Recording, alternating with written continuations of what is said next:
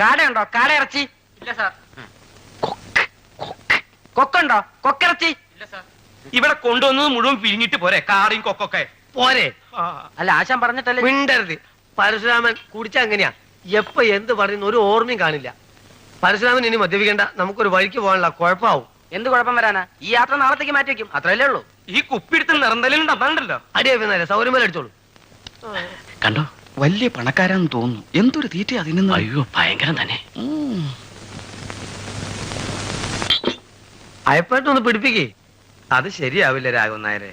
നമുക്കൊരു തറവാട്ടിൽ ചെന്ന് കയറേണ്ടതല്ലേ. അതോർത്ത് അയ്യപ്പൻ നായർ വിഷമിക്കണ്ട. നാരായണൻ നമ്പ്യാരും അല്പസ്വല്പൊക്കെ അടിക്കുന്ന ആളാ. ഞാനെന്ന് വെച്ച ജീവനാ.